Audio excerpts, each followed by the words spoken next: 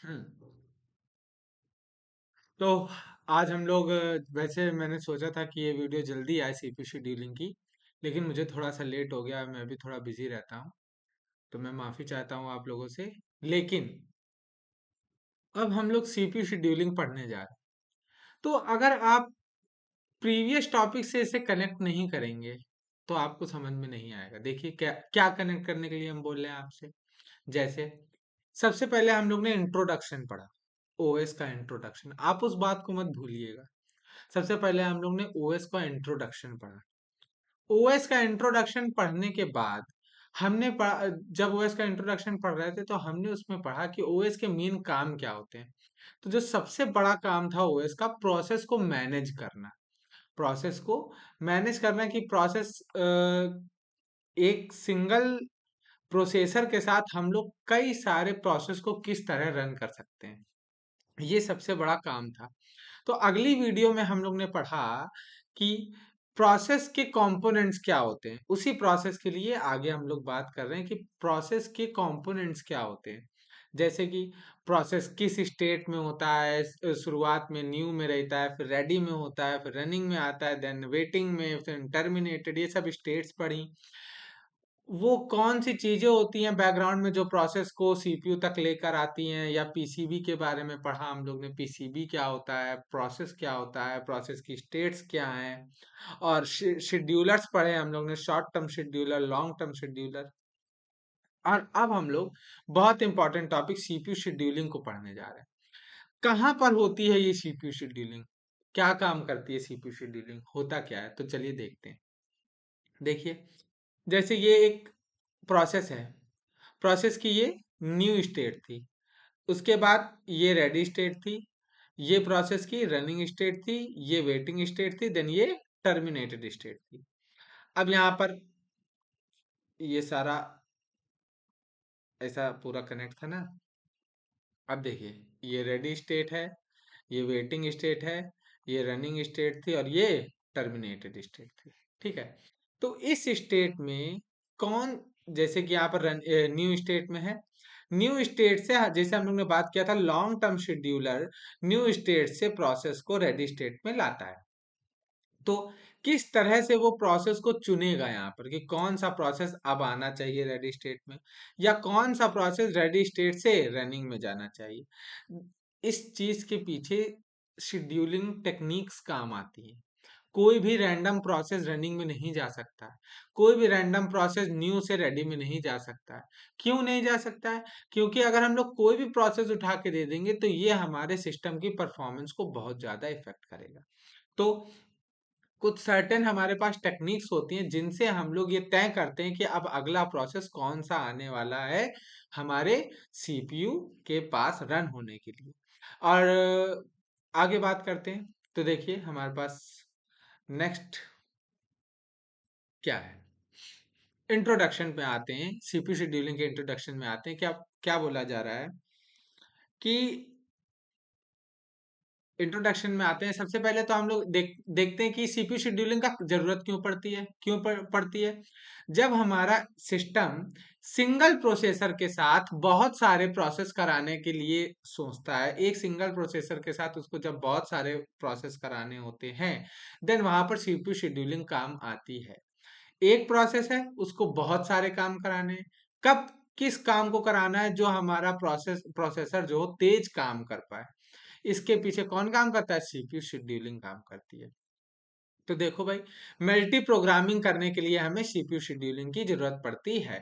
Multiple programs are loaded into the memory for execution. A computer running from more than one program at a time, like running PowerPoint and Chrome. तो जो बात हमने बता चुकी है, what is the multi processing. Multi processing क्या है? हमारे पास प्रोसेसर ही कई सारे हैं। उसको क्या बोला भाई? कई सारे प्रोसेसर हैं। कई सारे प्रोसेसर कई सारे प्रोग्राम्स को रन करा रहे हैं। ये हमारा मल्टी प्रोसेसिंग सिस्टम हुआ। और हमारा मल्टी प्रोग्रामिंग सिस्टम क्या है? एक प्रोसेसर जो बहुत सारे कामों को करा रहा है।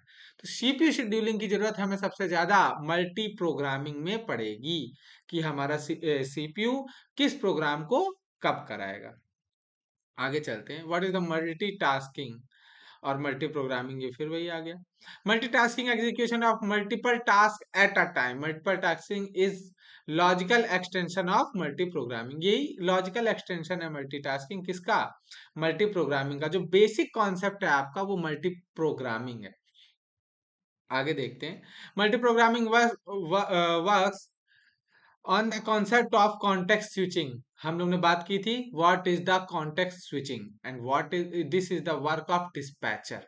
डिस्पैचर नाम सुना था हम लोग ने, तो डिस्पैचर क्या होता है?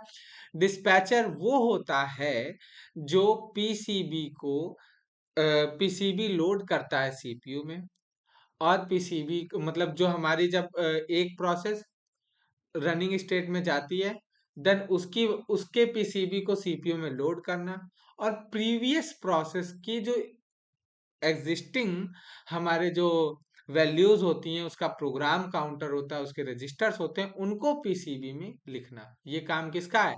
डिस्पैचर का। तो इसी चीज को कि हम एक जॉब से दूसरी जॉब में स्विच कर रहे हैं, थोड़ी थोड़ी देर में स्विच कर रहे हैं, इसी को हम लोग क्या बोलते हैं? Context switching. तो multi programming is works on the context switching.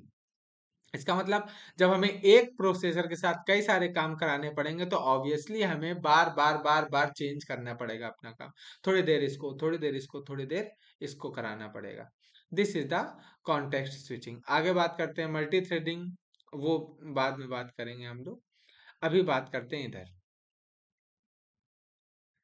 तो ये सब वही बातें लिखी हुई है। CP scheduling the basic of multi program, मतलब वही जो भी बातें बोलते in uni programming system, time spent spent waiting for I O wasted. ये सब थ्योरी आप पढ़ सकते हैं, इसमें कोई भी मतलब नई बात नहीं है। आगे सीपीयू शेड्यूलर्स हम लोग पढ़ चुके हैं। Long term scheduler, short term scheduler, middle term scheduler, ये सारे पढ़ चुके हैं। लेकिन सीपीयू शेड्यूलर्स के कुछ टाइप्स हैं। देखिए आगे क्या टाइप है। Primitive and non primitive scheduling. पहले उसको पढ़ते हैं। Primitive and non primitive scheduling. What is the primitive and what is non primitive scheduling? देखिए,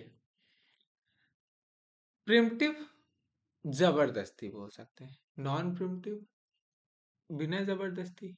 जैसे किसी प्रोसेस को जबरदस्ती रनिंग स्टेट से हटाना प्रिमिटिव शेड्यूलिंग हो गई। एक्चुअली हम लोग शेड्यूलिंग ही तो कर रहे हैं कि नहीं? तुम रनिंग हो रही है, जो रनिंग प्रोसेस है उसको हटा के हम वेटिंग में डाल दिया, दिस इज शेड्यूलिंग। हमने एक प्रोसेस को शेड्यूल कर दिया वेटिंग में एंड अनदर प्रोसेस को रनिंग में भेज दिया। This is a type of scheduling. यही है शेड्यूलिंग। क्या है? एक प्रोसेस को भेजना, दूसरे प्रोसेस को हटाना, यही शेड्यूलिंग है। प्रोसेस को इधर से इधर भेजना, इधर से इधर भेजना। तो देखो, primitive scheduling, non primitive scheduling क्या है?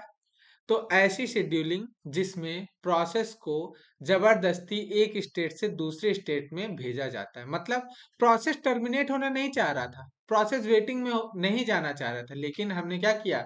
किसी इंटरप्ट की वजह से हमने उसको, जैसे देखिए, बात समझते हैं।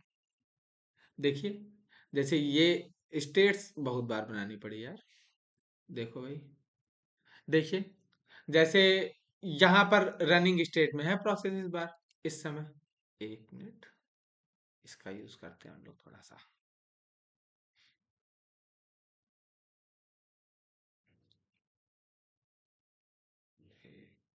हम्म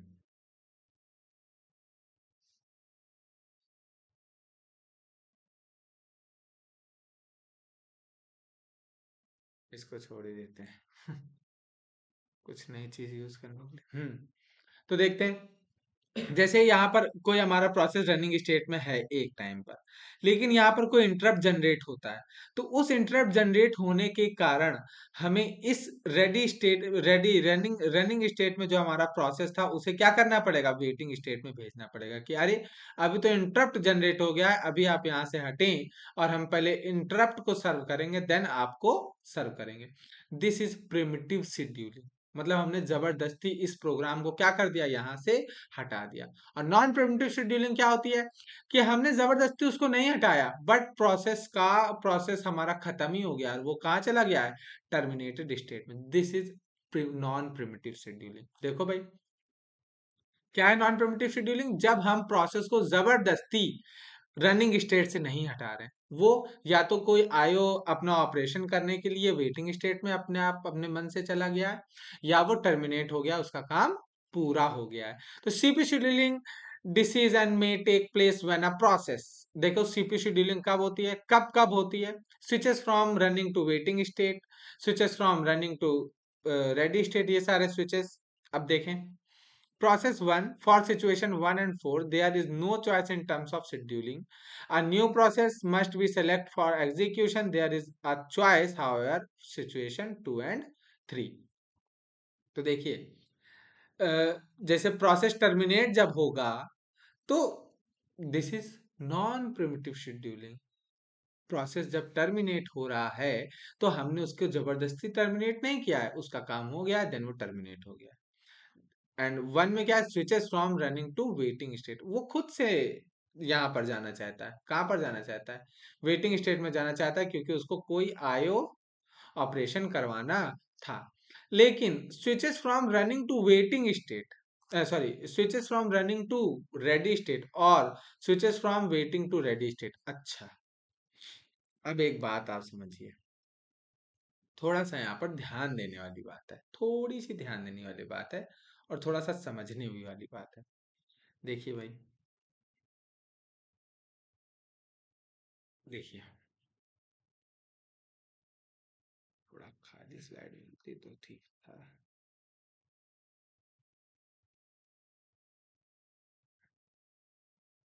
देखिए, एक पर्सन, ये है रेडी स्टेट, ये है रनिंग स्टेट, ये है टर्मिनेटेड स्टेट, एंड ये है हमारे पास वेटिंग स्टेट, एंड ये है हमारे पास क्या, न्यू स्टेट। ठीक, अगर कोई अपने आप टर्मिनेट हो जाता है, तो वो क्या है, नॉन प्रिमिटिव शेड्यूलिंग। हमने उसको नहीं निकाला, उसका प्रोसेस का काम खुद हो गया। ठीक, कोई बंदा क्या है, switches from running to waiting, running से वेटिंग में आता है, तो ये भी क्या है, नॉन प्रिमिटिव शेड्यूलिंग। क्यों आता है कोई वेटिंग में? क्योंकि उसे कोई आईओ ऑपरेशन करवाना होता है, इसलिए वो वेटिंग में आया है। इसमें हमने उसको जबरदस्ती नहीं डाला है, this is non primitive scheduling. लेकिन जब कोई रनिंग से रेडी में आता है, जब कोई रनिंग से रेडी में आता है, तब क्या होता है, इंटरप्ट। क्या होता है, इंटरप्ट। जैसे को कोई प्रोसेस रन हो रहा है और उसे हमने जबरदस्ती रनिंग से उठा के रेडी में डाल दिया है, उस समय क्या है, इंटरप्ट हुआ है। कि पहले हम लोग इंटरप्ट को सर्व करेंगे, देन आपको वापस से रनिंग में लाएंगे। फिर उसके बाद तीसरा जगह क्या है, waiting to ready. This is also a preemptive scheduling, this is a preemptive scheduling. हाँ, इंटरप्ट जब आता है तो हम लोग जबरदस्ती उसको रनिंग से उठा के रेडी में डाल देते हैं ना, this is primitive scheduling. Scheduling मतलब प्रोसेस को इधर से उधर भेजना। ठीक, तो this is primitive scheduling, and this is also a preemptive scheduling. भाई, जब भाई वो यहाँ रुका क्यों था, waiting for IO device, IO operation के लिए। लेकिन जैसे ही आईओ ऑपरेशन हो गया है, उसको हम जबरदस्ती क्या करेंगे, अब तुम यहां से रेडी में जाओ। यहां पर बच्चा बहुत कंफ्यूज होता है कि वेटिंग टू रेडी स्टेट भी हमारी क्या है, एक प्रिमिटिव शेड्यूलिंग ही है। तो प्रिमिटिव शेड्यूलिंग क्या हो गई, वेटिंग से रेडी, और प्रिमिटिव क्या हो गई, running to ready. But non preemptive क्या हो गई, रनिंग टू टर्मिनेटेड, एंड एक और कौन से हो गए, रेडी, रनिंग टू वेटिंग। आगे बात करते हैं। तो ये रहा प्रिमिटिव और नॉन प्रिमिटिव की बात। When scheduling take place only under the circumstances 1 and 4, 1 and 4 मतलब अपने आप से। नॉन प्रिमिटिव क्या है, वो क्या है, नॉन प्रिमिटिव है, हमने जबरदस्ती नहीं किया उसे। What is the preemptive scheduling, the CPU is allocated to the process for a limited time. कि मतलब आपको थोड़ी देर के लिए हमने क्या करा है, थोड़ी देर के लिए टाइम दिया सीपीयू का, और अब आपका काम नहीं हो पाया, हम आपको फिर से यहाँ से हटा रहे हैं, दिस इज प्रिमिटिव शेड्यूलिंग। आगे चलते हैं, तो प्रिमिटिव नॉन प्रिमिटिव शेड्यूलिंग समझ में आई। आगे, what is the dispatcher, dispatcher हम लोग को पूरी तरह से पता है, हम लोग पिछली स्लाइड में पढ़ के आए हैं, पिछले लेक्चर में हम लोग ने पढ़ा कि डिस्पैचर क्या है। Dispatcher module give control of the CPU to the process select by the CPU scheduler. This involves context switching, dispatcher करवाता है, switch to user mode, jumping to the proper location in the user program to restart the program. भाई हमने बोला ना dispatcher का काम क्या है, डिस्पैचर नए प्रोग्राम का सारा जो डाटा है सीपीयू को देता है, ठीक, और पुराने प्रोग्राम जो वहां से हटने वाला है उसका सारा डेटा पीसीबी में लिखता है, ठीक। और जब पीसीबी दोबारा सीपीयू को दिया जाएगा, जब उस प्रोसेस का नंबर दोबारा आएगा तो प्रोसेस वहीं से शुरू होगा ना, कहाँ से, जहां पर उसके पीसीबी में लिखा हुआ है कि प्रोग्राम काउंटर यहाँ पर था। अब आई बात समझ में। तो डिस्पैचर का सबसे अच्छा काम तो यही है ना, jumping to the proper location in the user program to restart that programme.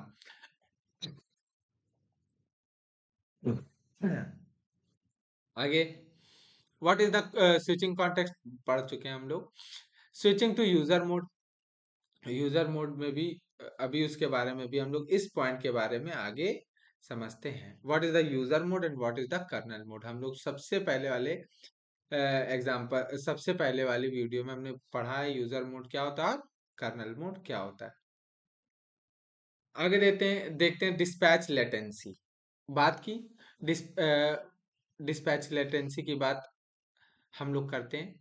तो वो टाइम, जिस टाइम पे डिस्पैचर नया पीसीबी लोड करता है और पुराने वैल्यूज पीसीबी में सेट करता है, इस टाइम को हम लोग डिस्पैचर लेटेंसी बोलते हैं। देखें क्या लिखा है, टाइम क्या लिखा है, time it takes for the dispatcher to stop one process and start the another process is called the dispatcher latency। ये टाइम अच्छा नहीं, मतलब यह टाइम जितना कम से कम होगा किसी सीपीयू के लिए, उस सीपीयू का काम करने का, उस सीपीयू का प्रोसेस उतना ही तेज होगा, वो सीपीयू उतना ही फास्ट होगा। तो ये एक डिसएडवांटेज है सीपीयू का कि उसमें ये डिस्पैच लेटेंसी होती है। आगे देखते हैं। तो देखिए, P not executing then save state into PCB 0, restore the state from PCB 1, this is the work of dispatcher and this time is dispatch latency. आगे देखते हैं, what is the scheduling criteria. अब देखो भाई, पहली बात अभी मैंने बोला आपसे कि शेड्यूलिंग क्यों ही करते हैं, क्यों करते हैं, कुछ कारण है ना, हमारे सीपीयू को तेज करने के लिए कुछ कारण है। तो देखिए वो ऐसे क्या क्या कारण है, तो मतलब हम जैसे कोई शेड्यूलिंग टेक्निक जब हम लोग अपनाएंगे तो उसको कुछ प्रोसेस, कुछ टेस्ट से पास होना पड़ेगा कि वो शेड्यूलिंग टेक्निक से क्या ये काम हो पा रहा है, क्या ये काम हो रहा है। देखिए, सीपीयू यूटिलाइजेशन, शेड्यूलिंग टेक्निक आपकी ऐसी होनी चाहिए कि वो सीपीयू यूटिलाइजेशन क्या करे, एकदम फास्ट, बहुत ज्यादा सीपीयू यूटिलाइजेशन करे। Keep the CPU as busy as possible and throughput, throughput क्या है, जितना ज्यादा से ज्यादा काम हो सके of processes that complete their execution per time unit. इसका मतलब क्या है, सॉरी, इसका मतलब क्या है कि हमारे सीपीयू का थ्रूपुट ज्यादा से ज्यादा हो, per time execution, per unit time execution processes के ज्यादा से ज्यादा हो। What is the turn around time, waiting time, response time, arrival time, completion time and burst time. इन सब बातों को आज हम लोग, ये जो जितने भी ये जो चार पांच टर्मिनोलॉजीज हैं, इनको हम लोग को ध्यान से समझना है क्योंकि एग्जाम्पल में ये सबसे ज्यादा हम लोग को दिखेंगे। What is the turnaround time of a process? Amount of time to execute a particular process. Amount time of, मान लीजिए कि कोई प्रोसेस किसी सीपीयू में किसी टाइम पे एंटर हुआ और जिस टाइम पे बाहर हुआ, this is the turn around time of the process. वो मान लीजिए 10:10 पे एंटर हुआ, 10:15 पे वो बाहर हुआ, उसने कितनी टाइम सीपीयू यूटिलाइज किया, कितने टाइम वो सिर्फ बैठा रहा, इससे मतलब नहीं है, जब वो एंटर हुआ और जब वो प्रोसेस बाहर गया, this is called the turn around time. What is the waiting time, मैंने बोला सीपीयू वो जरूरी नहीं है अंदर गया है तो वो सीपीयू यूज ही कर रहा है ना, 5 लोग हैं ना वहां पर, मतलब वहां पर कई सारे प्रोसेस है ना वहां पर, कई सारे प्रोसेस है ना, तो एक एक करके सारे प्रोसेस का नंबर आएगा। जिस तरह से भी आए, जो भी शेड्यूलिंग टेक्निक से हम लोग प्रोसेस को बुलाएंगे, तो एक एक करके सारे प्रोसेस का नंबर आएगा। तो कोई प्रोसेस वेट कर रहा होगा, कोई प्रोसेस रन कर रहा होगा। दिस इज वेटिंग टाइम, कि एक प्रोसेस अपने पूरी लाइफ साइकिल में कंप्लीट होने तक कितना उसने वेट किया सीपीयू के लिए। तो नंबर 3, रिस्पॉन्स टाइम। कितने टाइम बाद, जैसे कोई बंदा है, कोई प्रोसेस है, बैठा ही है, वेट ही कर रहा है, और बाकी सारे जल्दी जल्दी हो रहा है, तो this is the response time, कि हम लोग कितने समय बाद उसी प्रोसेस को फिर से सर्व कर रहे हैं। 1 घंटे बाद कर रहे हैं उसको, कि 5 मिनट बाद सर्व कर रहे हैं, है ना। This is response time, amount of time it takes from when a request was submitted until the first response is produced. This is response time, कि वो जब आया उसके बाद वो पहली बार कब सर्व हुआ, ये बात बोल रहे हैं। Amount of time it take from when a request was submitted, एक प्रोसेस आया कि भाई हम भी हैं, then until the first response is produced, this is the response time. जब तक उसको फर्स्ट रिस्पॉन्स मतलब पहली बार सीपीयू मिलने तक का वेटिंग टाइम उसका रिस्पॉन्स टाइम हुआ। What is the arrival time? Time eight which the process arrive in the ready Q, this is arrival time. वही बात है ना, वो जब एंटर हुआ, this is arrival time. What is the completion time? Time eight विच, जब वो बाहर गया, प्रोसेस जब सीपीयू से बाहर गया, this is process completion time. What is the burst time? Burst time ये है कितना टाइम सीपीयू उसने लिया। भाई वो अंदर 5 मिनट रहा, लेकिन उसने सीपीयू यूज सिर्फ 2 मिनट किए, तो 2 minutes is the burst time of process. देखो, turn around time is completion time minus arrival time. मान लो वो 10:05 पे एंटर हुआ था, और 10:10 पे बाहर आया, तो उसका बस टाइम कितना, सॉरी टर्न अराउंड टाइम कितना आया? 5 मिनट्स टोटल टाइम, जितनी देर वो अंदर रहा। And what is the waiting time? Turn around time minus बस टाइम। भाई जित मान लो उसने टर्न अराउंड टाइम तो उसका 5 मिनट है, लेकिन उसने सीपीयू 2 ही मिनट यूज किया, तो उसने वेटिंग कितना किया, वेट कितना किया, उसने 3 मिनट वेट किया। This is the waiting time. तो बात आती है पूरी समझ में क्या? What is the turn around time, what is the waiting time? मैं फिर से बताता हूँ, या आप फिर से रिवाइंड करके देख लीजिएगा वीडियो में। आगे चलते हैं, क्योंकि आगे चलते हैं कि objective of process scheduling algorithm. वही मैंने बोला कि प्रोसेस शेड्यूलिंग एल्गोरिदम की क्या क्या ऑब्जेक्टिव होने चाहिए, कि सीपीयू बहुत ज्यादा यूज हो रहा होना चाहिए। ऑब्जेक्टिव मतलब कोई सीपीयू शेड्यूलिंग हम लोग क्यों अपनाएं? तब अपनाएंगे जब सीपीयू का यूटिलाइजेशन बहुत ज्यादा हो रहा हो, थ्रूपुट बहुत ज्यादा आ रहा हो, टर्न अराउंड टाइम बहुत कम से कम हो। मतलब ऐसा नहीं कि कोई प्रोसेस 10:10 पे आया और शाम के 10 बजे निकल रहा, ना ना ना। टर्न अराउंड टाइम मिनिमम होना चाहिए, और मिनिमम वेटिंग टाइम होना चाहिए। प्रोसेस बहुत ज्यादा वेट नहीं करना चाहिए, और मिनिमम रिस्पांस टाइम होना चाहिए। तो दीज 3 चीज, ये जो 3 बातें हैं, मिनिमम होनी चाहिए किसी सीपीयू शेड्यूलिंग के लिए, कि वो सीपीयू शेड्यूलिंग में टर्न अराउंड टाइम किसी प्रोसेस का बहुत कम है। टर्न अराउंड टाइम क्या है? जब वो प्रोसेस अंदर हुआ और जब वो प्रोसेस बाहर गया, ये उसका टर्न अराउंड टाइम है। और वो वेट बहुत कम किया, अंदर जितनी भी देर रहा वो सीपीयू के लिए बहुत कम वेट किया प्रोसेस ने। This is minimum waiting time. Minimum response time हम लोग पढ़ चुके हैं। आगे चलते हैं, first come first serve CPU scheduling. तो हमारा जो नेक्स्ट टॉपिक है, ये हम लोग पहली सीपीयू शेड्यूलिंग पढ़ने जा रहे हैं। क्या नाम है? एफसीएफएस। जैसा नाम से ही हम लोग को समझ में आ रहा है कि first come first serve CPU scheduling किस तरह से काम करती होगी। तो सीपीयू में जैसे नॉर्मली सीपीयू, हमारा सिस्टम बंद है, तो सीपीयू के पास कोई जॉब है? हम बोल रहे हैं बार बार अंदर आया बाहर गया, अंदर आया बाहर गया। इसका मतलब कोई रूम के अंदर नहीं आ रहा है, रूम से बाहर नहीं जा रहा है। बात समझो, कि एफसीएफएस का मतलब है कि जैसे हमारा सीपीयू बंद है पूरा, मतलब सिस्टम बंद है, हमने खोला, चालू हो गया, फिर हमने क्रोम भी चला दिया, और हमने वीएलसी मीडिया प्लेयर चला दिया, देन हमने पावर पॉइंट भी चला दिया। ठीक, एक एक करके सारी जॉब सीपीयू के पास पहुंच गई ना। दिस इज अंदर आ रही है, इसी को अंदर आना बोल रहे हैं। तो जो प्रोसेस सबसे पहले अंदर आई, FCFS शेड्यूलिंग बोलती है कि हम सबसे पहले उसी को रन कराएंगे।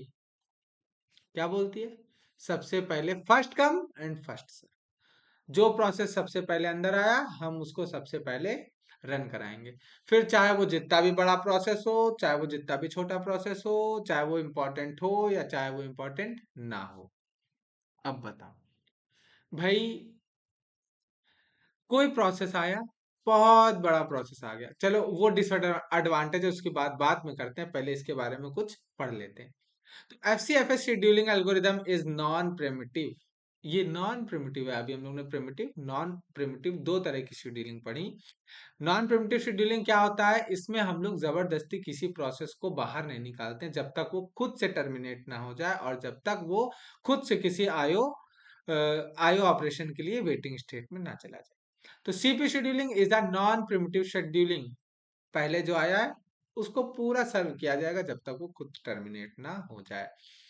When the CPU has been allocated to the process, that process keep the CPU until it release the CPU either by terminating or requesting IO. जो बात हो चुकी है, a process that request the CPU time is allocated the CPU first. तो सारी बात तो बताया मैंने कि जो जो प्रोसेस पहले आ गया उसी को सीपीयू एलोकेट कर दिया गया। When a process enter the ready queue, its PCB is linked on to the tail of the CPU, sorry Q.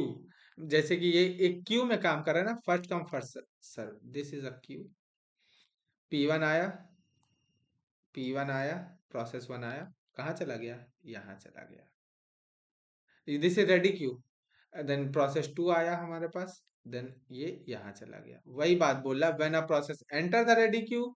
जब रेडी क्यू में कोई प्रोसेस एंटर करता है तो वो कहाँ पर enter, its PCB is linked on to the tail of the queue. कल हम लोगों ने रेडी क्यू की बात की थी कि रेडी क्यू में प्रोसेस नहीं, प्रोसेस के पीसीबी होते हैं, और पीसीबी होते हैं और पीसीबी सारे एक दूसरे से कनेक्टेड होते हैं, लिंक लिस्ट बनी होती है, आपको अगर याद होगा। तो देखो वही बोला, when a process enters the ready queue, its PCB is linked on to the tail of the queue. Tail of the queue में एंटर नया प्रोसेस कर दिया जाएगा। देन जब ये सर्व होने जाएंगे तो प्रोसेस 1 पहले सर्व होगा, देन प्रोसेस 2 फिर सर्व होगा, देन प्रोसेस 3 सर्व होगा। इससे कोई मतलब नहीं कि प्रोसेस 1 को जल्दी है, कोई मतलब नहीं।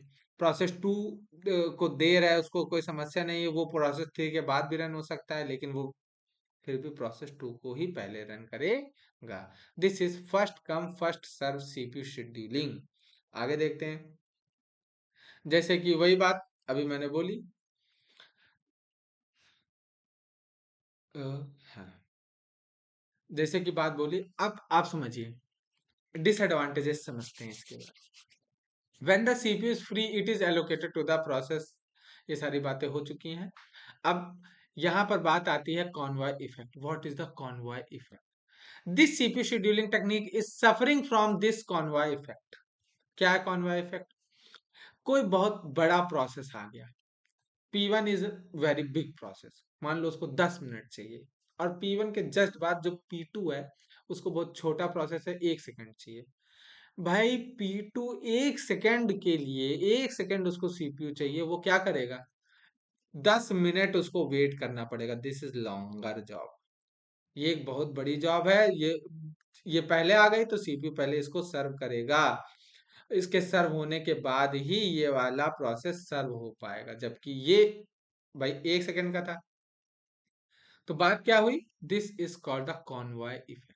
कॉन्वॉय क्या होता है? जैसे ऐसा बोलते नहीं कि गाड़ी के बाद गाड़ी, जैसे नेता लोग मतलब एक के बाद एक गाड़ी नहीं जाती है, लंबा सा उनका कॉन्वॉय होता है, बहुत सारी गाड़ियां होती हैं। तो मान लीजिए किसी आदमी को रोड पार करनी है, उसको रोड पार करने में भले ही 2 मिनट लगने हैं, लेकिन वो कॉन्वॉय जब तक पूरा का पूरा नहीं चला जाएगा तब तक उसको रोड नहीं पार करने दी जाएगी। तो वो पर्सन, वो प्रोसेस क्या कॉन्वॉय इफेक्ट से सफर कर रहा है ना? तो यहाँ पर क्या होता है, जो छोटे प्रोसेस होते हैं उनका वेटिंग टाइम बहुत ज्यादा हो जाता है। क्यों? क्योंकि एक प्रोसेस पहले आ गया, बहुत लंबा प्रोसेस था, लेकिन FCFS सीपीयू शेड्यूलिंग में उसको पहले सर्व किया जाएगा, इसलिए वो जितनी भी देर लेगा वो पूरा होगा, देन इनका नंबर आएगा। तो भले इसका बस टाइम बहुत कम था, मतलब इसको सीपीयू बहुत थोड़े समय के लिए चाहिए था, लेकिन इसका वेटिंग टाइम बहुत ज्यादा होगा। आगे बात करते हैं, एक न्यूमेरिकल से समझते हैं क्या बोल रहा है ये। तो यहाँ से न्यूमेरिकल आ सकता है, what is the waiting time for P1, what is the average waiting time, क्या होता है हम लोग समझते हैं। What is the average waiting time, सारे प्रोसेस के वेटिंग टाइम्स को प्लस करके नंबर, मतलब वो तो एवरेज निकालना है सबका वेटिंग टाइम का। तो देखते हैं। तो एक प्रोसेस वन है हमारा, प्रोसेस वन का बर्स्ट टाइम है 24, मतलब उसको 24 सेकंड, मान लीजिए सेकंड, मिली सेकंड, कुछ टाइम यूनिट चाहिए। 24 सेकंड चाहिए, यूनिट टाइम चाहिए। P2 को 3 यूनिट टाइम चाहिए, P3 को 3 यूनिट टाइम चाहिए। अच्छा, क्योंकि P1 पहले आ गया है तो अब 24 सेकंड क्या चलता रहेगा, P1 चलता ही रहेगा। तब तक P2 और P3 क्या करते रहेंगे, वेट करते रहेंगे। तो देखो भाई, P1 जीरो टाइम पे आ गया, तो इसको वेटिंग कितना करना पड़ा, जीरो। लेकिन P2 को कितना वेट करना पड़ा, 24। जब तक P1 नहीं रन हो गया तब तक P2 अब सीपीयू के लिए वेट करता रहा। देन फिर P2 रन हुआ, P2 कितनी देर में रन हुआ, 3 यूनिट टाइम में रन हुआ। देन P2 प्लस P1 का टाइम जोड़ दिया जाए तो P3 का वेटिंग टाइम बन जाता है।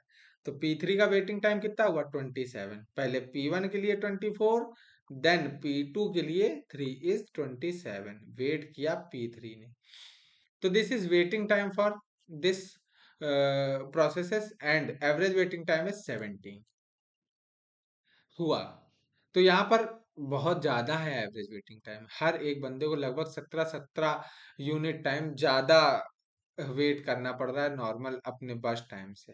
आगे देखते हैं, एक और दूसरा एग्जांपल लेते हैं इस पे। First come first serve CPU scheduling process, that process arrive in the order. अगर देखिए, अगर यही हमारे प्रोसेस ऑर्डर में आते, दूसरे ऑर्डर में आते, देन क्या होता, पहले P2 रन हो जाता, दूसरे ऑर्डर में आते, एक बात बोली जा रही है, तो क्या होता, तो पहले P2 रन हो जाता। दिस इज कंपैरिजन, कि अगर इस तरह से आया और इस तरह से आया, दो तरह से आया, सिर्फ प्रोसेस वही तीन है, बस उनका ऑर्डर चेंज कर दिया, तो देखिए हमारा एवरेज वेटिंग टाइम कितना कम हो गया, 3 हो गया। टोटल टाइम क्या है, तो हमारा एवरेज वेटिंग टाइम कितना हो गया, टोटल टाइम जो है वो क्या है, turn around time plus waiting time. आगे बात करेंगे इसके ऊपर।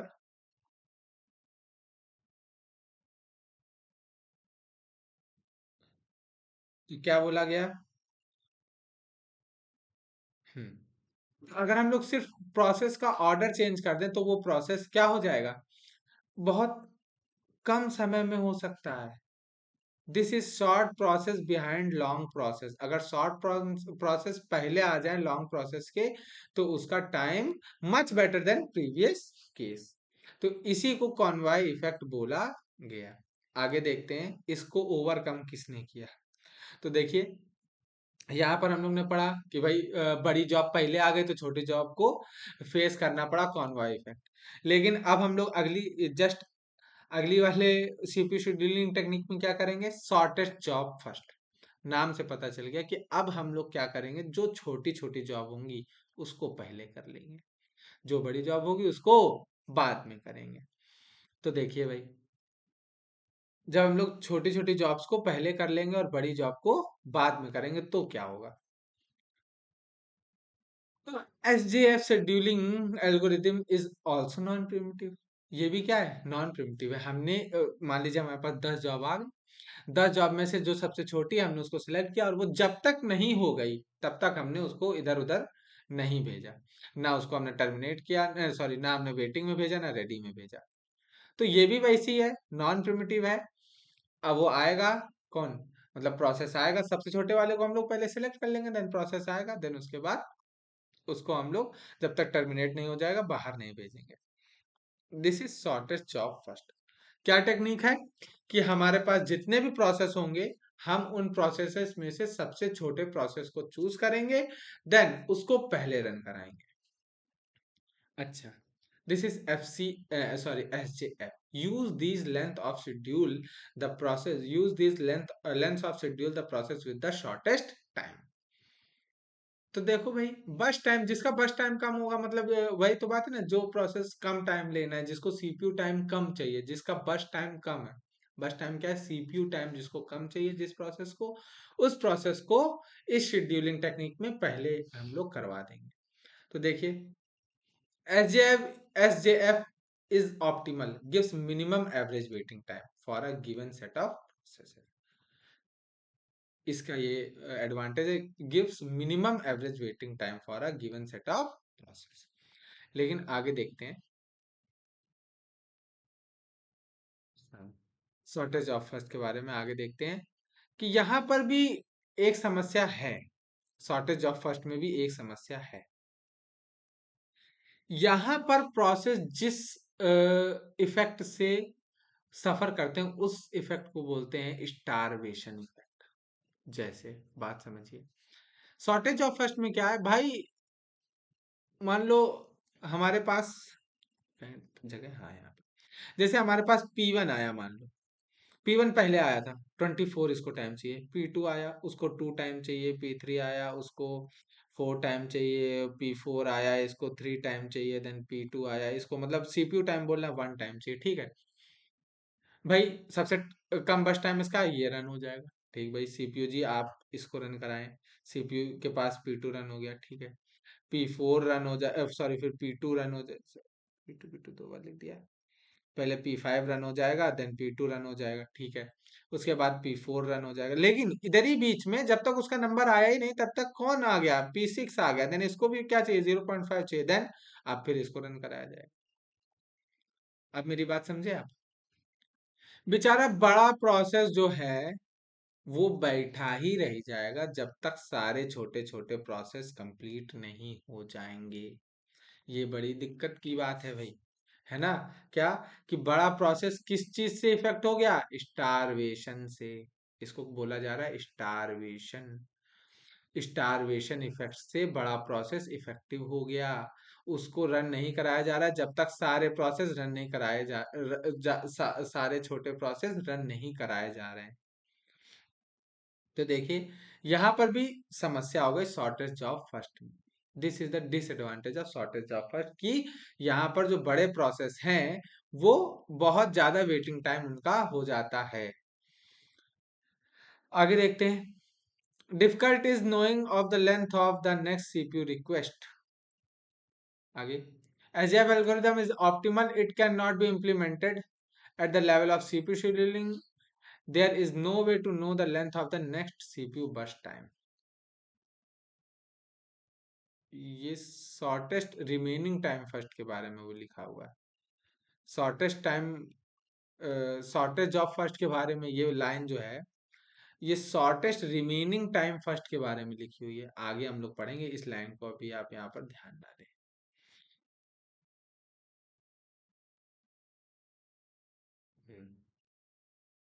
तो देखो भाई, ये जो शॉर्टेज ऑफ फर्स्ट शेड्यूलिंग है, दो तरह की होती है, एक प्रिमिटिव और एक non primitive.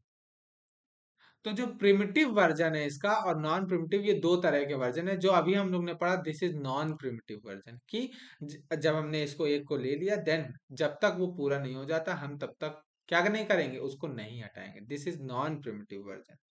And the second one is primitive version. क्या है? सेकेंड क्या है? प्रिमिटिव वर्जन है। लेकिन देखो, हाँ, एसजेएफ हो, एसजेएफ का कोई भी वो हो, जैसे एसजेएफ का कोई भी दो इसके टाइप्स हैं, प्रिमिटिव और नॉन प्रिमिटिव। कोई भी दो टाइप हैं, ये काम किस पे कर रहा है? बस टाइम पर। जब कोई प्रोसेस एंटर होता है तब हम लोग को पता ही नहीं होता है कि उस प्रोसेस को सीपीयू में कितना टाइम चाहिए दोस्त। ये बात आप समझ लें कि जब कोई प्रोसेस सीपीयू में एंटर होता है तब हम लोग को नहीं पता होता है कि उस प्रोसेस को कितना टाइम चाहिए। इसलिए वो लाइन लिखी हुई है कि एसजेएफ एल्गोरिदम इज ऑप्टिमल, ये बहुत ज्यादा ऑप्टिमल है, it can not be implemented at the level of CPU scheduling because why, as there is no way to know the length of the next CPU burst. हम लोग को पता ही नहीं होता है कि नेक्स्ट जॉब है वो उसका क्या बर्स्ट टाइम है।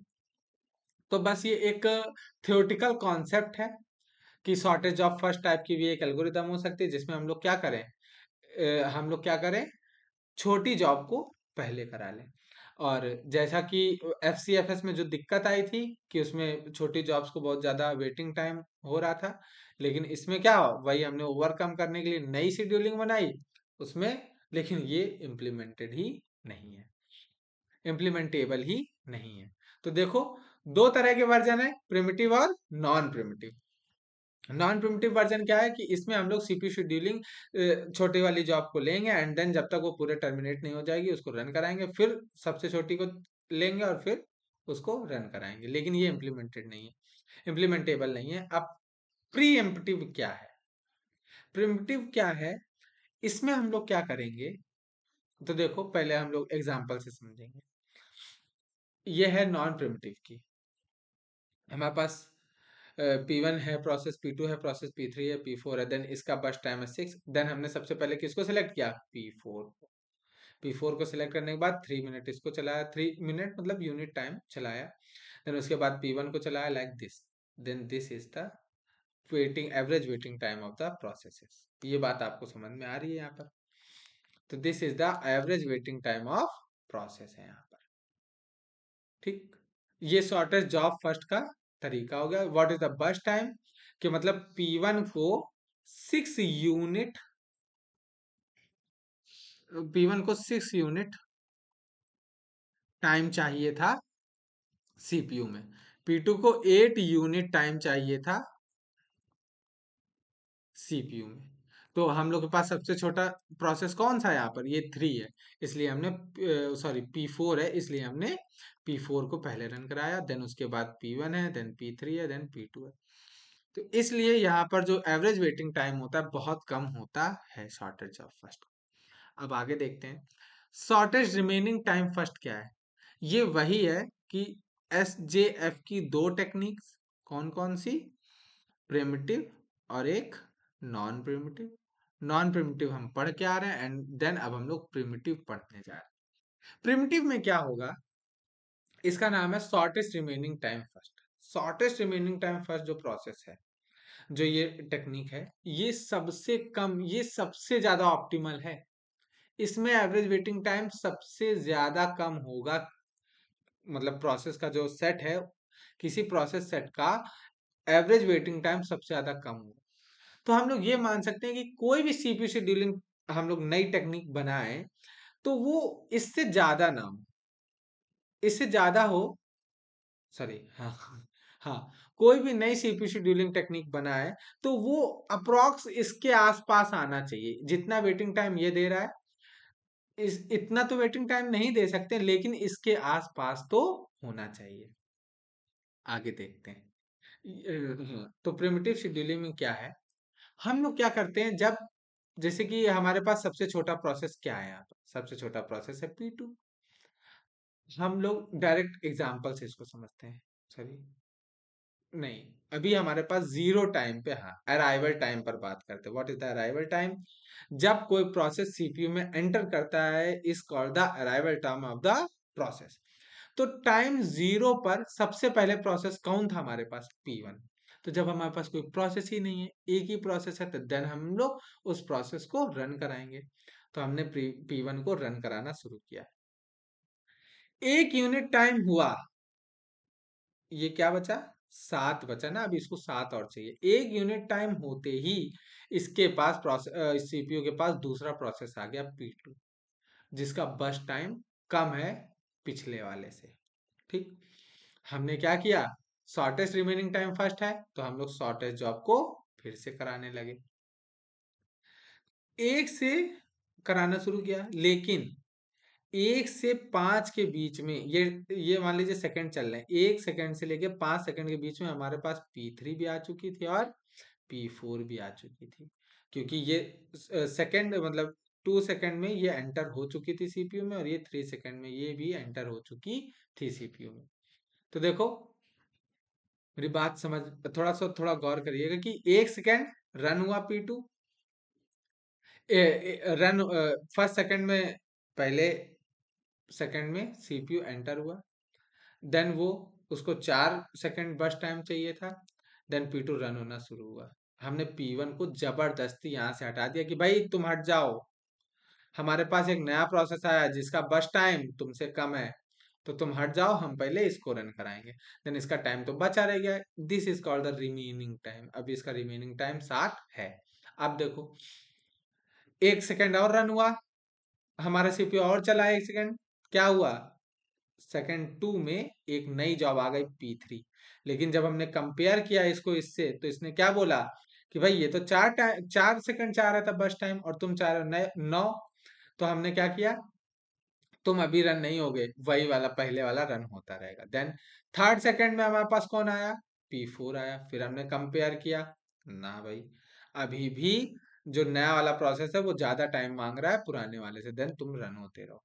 तो अब हमारे पास ये दोनों प्रोसेस भी आ चुके हैं, ये दोनों प्रोसेस भी हमारे पास आ चुके हैं। देन हम लोग क्या करेंगे, अब P3 और P4 में से चूज करेंगे जो पहले रन होना है, जो छोटा है। देन इन दोनों में से कौन छोटा है, 5 वाला छोटा है।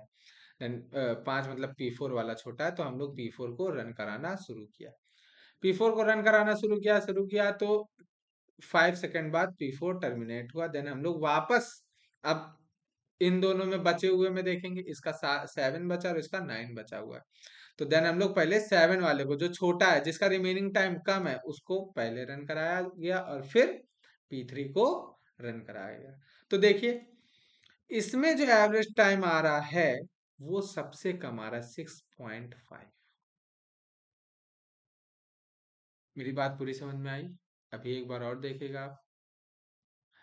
तो इसमें वेटिंग टाइम सबसे कम आ रहा है। This is the example of shortest remaining time first algorithm या शेड्यूलिंग। आगे चलते हैं, and this is the next type of CPU scheduling. This is round robin. बहुत अच्छी तरह की सीपीयू शेड्यूलिंग है, लेकिन इससे पहले हम चाहते हैं, हम लोग राउंड रॉबिन से पहले प्रायोरिटी शेड्यूलिंग को पढ़ें। प्रायोरिटी शेड्यूलिंग है, राउंड रॉबिन को भी पढ़ सकते हैं पहले। तो देखिए, what is round robin. Round robin CPU scheduling क्या बोलती है? राउंड रॉबिन सीपीयू शेड्यूलिंग में हमें 4-5 प्रोसेस हैं, हमारे पास मान लीजिए 5 प्रोसेस हैं, और हम लोग कंटिन्यूअसली पांचों को रन करेंगे। एक हमने टाइम बांध रखा है, हमने क्या बांध रखा है, टाइम बांध रखा है कि 5 सेकंड हमारा क्या है, टाइम क्वांटम है। 5 सेकंड हमें इसको देना है, एक प्रोसेस को। अगर ये हुआ तो हुआ, नहीं हुआ तो हम इसको स्विच करके नेक्स्ट प्रोसेस में चले जाएंगे। देन 5 सेकंड उसको देंगे। अपने टाइम क्वांटम के हिसाब से हम सबको टाइम बांटते हैं। सबसे बड़ा काम जो है राउंड रॉबिन में, वो यही है कि कितना टाइम क्वांटम हमें फिक्स करना है जॉब स्विच करने के लिए। अभी हम लोग तरीके देखेंगे किस तरह से। तो एसजेएफ नॉन नॉन प्रिमिटिव था, एफसीएफएस भी नॉन प्रिमिटिव था, लेकिन राउंड रॉबिन प्रिमिटिव शेड्यूलिंग है। इसमें हम लोग जबरदस्ती प्रिमिटिव तरीके से एक प्रोसेस को बाहर कर देते हैं। एक प्रोसेस को 5 सेकंड टाइम देने के बाद उसको बाहर कर देते हैं, देन दूसरे को 5 सेकंड टाइम देते हैं। अब आगे देखते हैं। बट जैसे वही बतासे वाला, लाइक मतलब पानी पूरी वाला एग्जांपल ले सकते हैं उसके लिए। द राउंड रॉबिन आरआर बोल सकते हैं इसको। Scheduling algorithm is similar to FCFS scheduling, but preemptive is added to enable the system to switch between the process. ये एनेबल करता है कि हम लोग प्रोसेस के बिटवीन स्विच कर सकते हैं। Small unit of time called a time quantum or time slice is defined. Each process get a small unit of CPU time. सारी बातें हो चुकी हैं। वो जो भी सीपीयू टाइम, हर प्रोसेस को एक सीपीयू टाइम दिया जाएगा, छोटा सीपीयू टाइम दिया जाएगा, उसी को हम लोग क्या बोल रहे हैं, टाइम क्वांटम बोल रहे हैं। यूजुअली वो 10 से लेके 100 10 से 100 मिली सेकेंड का होता है, उसके बीच में होता है। This is scheduling is this scheduling is primitive nature. The CPU scheduler goes around the ready queue, allocating the CPU to each process for a time interval of up to one time quantum. एक time quantum के लिए क्या करेगा, वो CPU को schedule करेगा किसी भी प्रोसेस को। बात समझ में आती है ना? बात समझ में आ रही है कि क्या एक टाइम क्वांटम एक छोटे से टाइम के लिए हर प्रोसेस के पास सीपीयू जाएगा, एंड देन उसका जब काम पूरा हो जाएगा, देन क्या होगा, कॉन्टेक्स्ट स्विच हो जाएगा दूसरे प्रोसेस के लिए। आगे देखते हैं, the CPU scheduler picks the first process from the ready queue. Ready queue के बारे में पढ़ा। सीपीयू शेड्यूलर क्या करता है, फर्स्ट प्रोसेस को रेडी क्यू के सीपीयू, ये रेडी क्यू है तो फर्स्ट प्रोसेस को पहले लिया, देन अगला आया, देन अगले को भी लिया, देन इन दोनों के बीच में टाइम क्वांटम बांट दिया जाएगा। देन अगर हमारे पास तीन आ गए तो तीन के बीच में टाइम क्वांटम बांध दिया जाएगा, लाइक ऐसा। The CPU scheduler pick the first process from the ready queue, set a timer to interrupt after 1 minute quantum and dispatch the process like that. आगे, अब हमें टाइम क्वांटम किस तरह से फिक्स करना है, ये बात यहाँ पर समझाई जा रही है। If there are n process, अगर हमारे पास n प्रोसेस हैं, अगर हमारे पास n प्रोसेस हैं, एक टाइम क्वांटम कितना होगा, 1/n सीपीयू टाइम। ठीक, देखो कैसे। If there are n process in the ready queue, हमारे पास रेडी क्यू में n प्रोसेस है, then the time quantum is q. हमारे पास कोई टाइम क्वांटम है, मान लीजिए हमारे पास हाँ, मान लीजिए हमारे पास एक 10 मिली सेकेंड है, और हमारे पास 10 प्रोसेस है रेडी क्यू में। ठीक है, तो हर एक प्रोसेस को कितना टाइम दिया जाएगा, कितना टाइम दिया जाएगा, 1 1, then each process get 1/n of the CPU time in chunk, 1/n of the CPU time in chunk, मतलब 1/10 CPU टाइम उसको मिलेगा। Of at most q time unit at once, no process wait more than n-1 q time unit। मतलब भाई हर आदमी को Q time दिया जा रहा है। यहाँ पर मान लो ये देखो, 1 2 3 4 5 लोग खड़े हुए हैं, बात वो वाली समझाते हैं कि 1 2 3 4 5 लोग खड़े हुए हैं। तो यहाँ पर हमारे पास मान लो कि हमारा टाइम क्वांटम में 2 सेकंड है, 2 सेकंड है हमारा टाइम क्वांटम। तो हम यहाँ से शुरू किया, हमने इसको दिया, देन पहले सीपीयू टाइम इसको दिया, फिर इसको दिया, फिर इसको दिया, फिर इसको दिया, फिर इसको दिया, मतलब 2 टाइम इसको, देन 4 पे इस पे, फिर 6 पर इस पे, फिर 8 पर इस पे, और 10 पे इस पे। देन फिर हम इस पे आ जाएंगे ना, तो इसने वेट कितना किया, इसने वेट कितना किया, 2 2 4 2 6 2 8, सिर्फ 8 वेट इसने कितना किया, 8 सेकंड वेट किया, मैक्सिमम 8 ही सेकंड ये वेट करेगा। This is n-1। n क्या है, number of jobs in the ready Q. 5 - 1 into Q, Q हमारा कितना था, टाइम क्वांटम कितना था, 2 सेकंड था ना, इंटू क्यू। इसको वेट कितना करना पड़ा, 8 सेकंड ओनली वेट करना पड़ा। देन 8 सेकंड वेट करने के बाद सीपीयू फिर से इसको मिल गया। बात ये बोला जा रहा है कि no process wait more than n-1 q time unit. Time interrupt, timer interrupt every quantum to schedule next process. इसी को टाइमर इंटरप्ट बोल रहे हैं कि आपका टाइम खत्म हो गया, देन अब नेक्स्ट प्रोसेस के पास जा रहे हैं। 2 सेकंड इसको दिया, टाइमर इंटरप्ट हुआ, देन नेक्स्ट प्रोसेस। परफॉर्मेंस, अगर क्यू बहुत ज्यादा लार्ज हो जाए, अगर क्यू हमारा टाइम क्वांटम क्या हो, बहुत बड़ा हो जाए, मतलब हमने 10 मिनट का टाइम क्वांटम दे रखा है, तो जो जॉब पहले है रेडी क्यू में, जैसे ये मान लीजिए ये पहले है रेडी क्यू में, तो जब तक बहुत बड़ा टाइम क्वांटम है, जब तक ये रन नहीं हो जा रही है, टर्मिनेट नहीं हो जाएगी, तब तक हम लोग इसी को रन कराते जा रहे हैं, कराते जा रहे हैं, कराते जा रहे हैं। क्यों? क्योंकि हमने इसको बहुत सारा टाइम दे रखा है। तो ये किसकी तरह काम करेगी, फीफो की तरह काम करने लगेगा, फर्स्ट इन फर्स्ट आउट की तरह, कि जो पहले आया है वो रन ही हो जाएगा, तभी वो बाहर जाएगा। क्यों? क्योंकि बहुत बड़ा टाइम क्वांटम हमने, एक बहुत बड़ा टाइम स्लाइस हमने एक प्रोसेस को दे रखा है। When Q is very small, जब क्यू बहुत ज्यादा छोटा रहेगा, तो भाई देखो, अभी यही बात आ रही थी मेरे दिमाग में कि जब क्यू बहुत ज्यादा छोटा होगा तो क्या होगा। हम लोग ने डिस्पैच लेटेंसी पढ़ी, क्या है डिस्पैच लेटेंसी, एक प्रोसेस को हटाना, देन दूसरे प्रोसेस को लोड करना, दिस इज डिस्पैच लेटेंसी। अब टाइम क्वांटम बहुत छोटा है, बार बार बार बार बार बार बार बार बार बार स्विच करते जा रहे हैं, बार बार स्विच करते जा रहे हैं, बार बार स्विच करते जा रहे हैं, देन डिस्पैच लेटेंसी बहुत ज्यादा हो जाएगी। बहुत ज्यादा टाइम इसी में खर्च हो जाएगा कि बार बार कॉन्टेक्स्ट स्विच ही करते जा रहे हैं। तो क्यू लार्ज हुआ तो फीफो की तरह काम करने लगेगा, क्यू मतलब टाइम क्वांटम छोटा हुआ तो वो कॉन्टेक्स्ट स्विच में बहुत ज्यादा टाइम ले लेगा। इसलिए राउंड रॉबिन शेड्यूलिंग में सबसे ज्यादा इंपॉर्टेंट चीज है टाइम क्वांटम। आगे बात करते हैं, the performance of the RR algorithm depend heavily on the size of the time quantum, बात हो चुकी है। इन आगे देखते हैं, in if the time quantum is extremely small, वो हो गया है। आगे अब एक एग्जांपल से टाइम क्वांटम के बारे में, तो देखिए किस तरह से आर आर राउंड रॉबिन काम करता है। प्रोसेस वन है हमारे पास जिसका बर्स्ट टाइम है 24, P2 है हमारे पास जिसका बर्स्ट टाइम है 3, एंड P3 हमारे पास जिसका बर्स्ट टाइम है 3। अच्छा, जस्ट पिछले वाले एग्जांपल की तरह सॉरी, इस वाले एग्जाम्पल की तरह है सेम, लेकिन इसको हम लोग एफ सी एफ एस से नहीं, राउंड रॉबिन से अब सॉल्व करने वाले हैं, जिसमें इसका एवरेज वेटिंग टाइम 17 आ रहा था। अब वहां पर देखते हैं कितना है।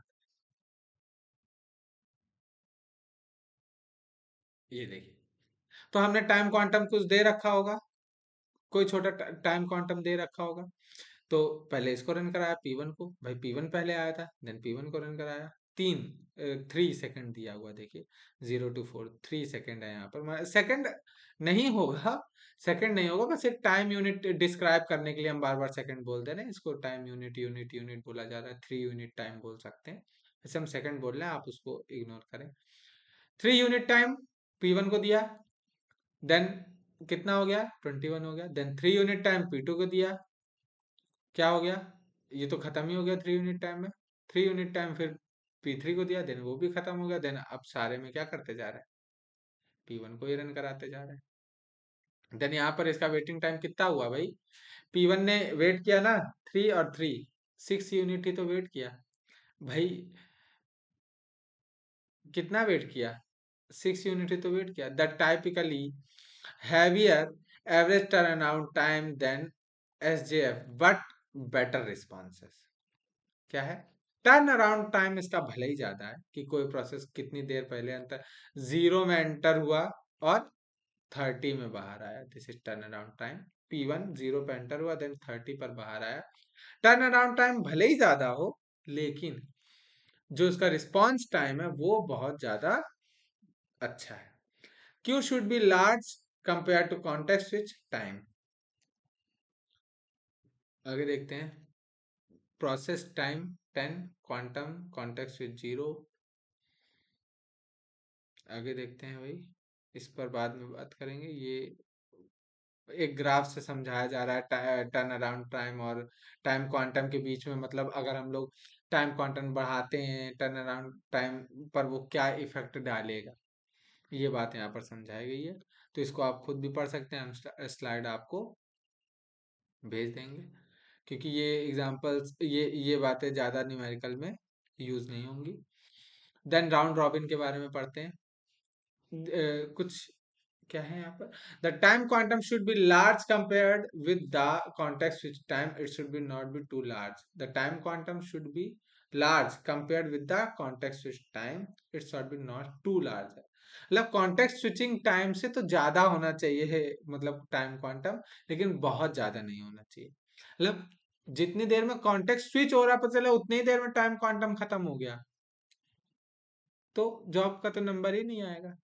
तो quantum time quantum context switch time से तो ज्यादा होना चाहिए, लेकिन बहुत ज्यादा भी नहीं। आगे देखते हैं, this is all about round robin CPU scheduling. तो round robin CPU scheduling is a primitive schedule CPU scheduling.